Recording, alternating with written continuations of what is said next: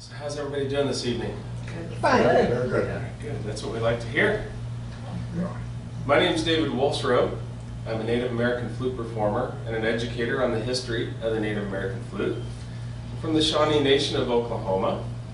And welcome to Ancient Dreams. Ancient Dreams is what you were listening to.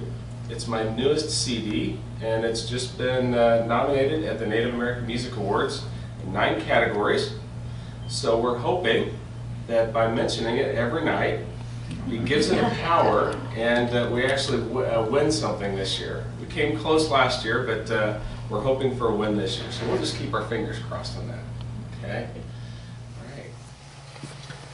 So let me play this first, and then I will tell you almost everything about it. Okay? It's the prairie grass rustling, the dry prairie grass rustling. You'll hear buffalo, snorting buffalo. You'll hear wolves. You'll hear elk, and all kinds of birds, eagles, and so on and so forth. So I like to imagine that I'm right back there in the plains.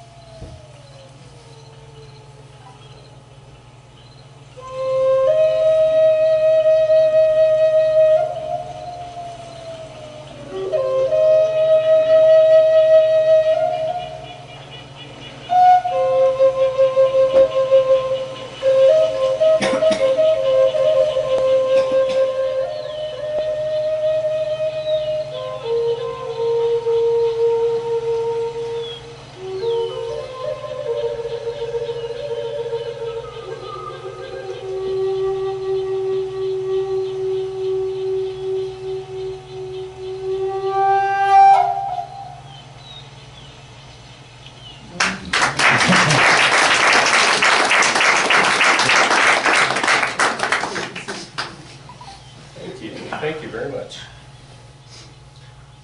Okay. What I mean by two-chamber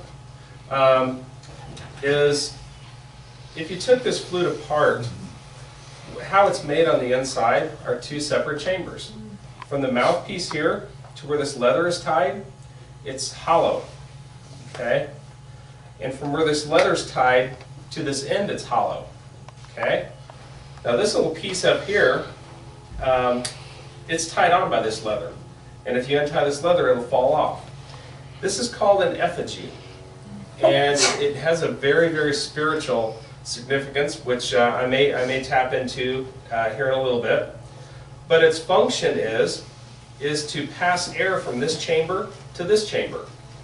Underneath this effigy, there's a groove, and they're done in many different ways. That groove is very thin, about 5, maybe 6 sheets of paper thick. Okay, and it's traditionally it was made from leather, deerskin, and they made a little U-shaped gasket out of it. And that U-shape sit underneath this, but it's set like this. Okay. Well, it let air come in here through a hole underneath the back of this effigy, and to make contact with that groove, and that groove allowed air to be passed forward. Okay? Over, you see this hole at the end of my finger? Okay? That's called the sound hole, or the thipple point. Okay? And the way these flutes work, explaining it how we would understand today, is like blowing across the top of a Coke bottle. Now surely, almost everybody in here remembers glass Coke bottles, right? Okay. Now what did we all do as we drank this Coke out of those Coke bottles? You blew across the top of it. Now is there anybody in this room that well, I don't know if you remember glass Coke bottles or not. Okay.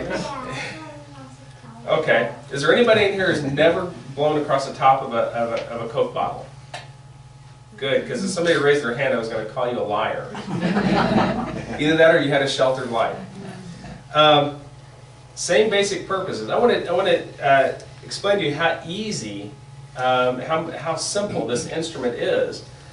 But back in the mid-1600s, when they were creating these, when they started creating them, when you think about it, you know, it was far advanced for them. So look at this sound hole as the mouth of the Coke bottle, okay?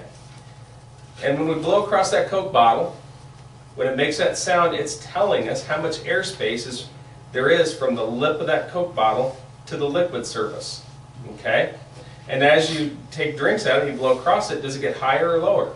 Lower. Because you're creating more airspace, okay? So with all of your finger holes up, what you're hearing is the vibration of the volume of air. You are hearing the vibration of air between this sound hole and this top finger hole, because the vibration can't travel anymore because it's open. It cancels it out right there, okay? But as soon as you put a finger down, you've created more volume of air space, so it gets deeper and deeper and deeper and deeper. It's like taking those drinks out of the Coke bottle and blowing across the top of it. So by our standards today, that's really easy for us to figure out. But you go back to that mid-1600s when the Lakota Nation, their oral history that's when their oral history starts on this, is the mid-1600s. Okay, so somebody was really thinking to create an instrument this way. Okay? And the way that they were made, this is where the guys find it really interesting. Do you think we had tape measures back then? No. Of course, if we did, it would have made things a lot easier. Okay? The length of the flute was always the length of the maker's arm. Okay? And this sound hole that I was just talking about, where it goes is in the bend of your arm. Okay? And from this sound hole to this first finger hole, it's a hand's width and 2 fingers. All right? And all of these finger holes they're a thumb's width apart. And from this last finger hole to these 4 holes here that represent our 4 sacred directions, you probably know it as the medicine wheel. The 4 sacred directions, it's a hand's width. And from these to this end, it's a thumb's width. So we carried our measuring tool with us. Okay?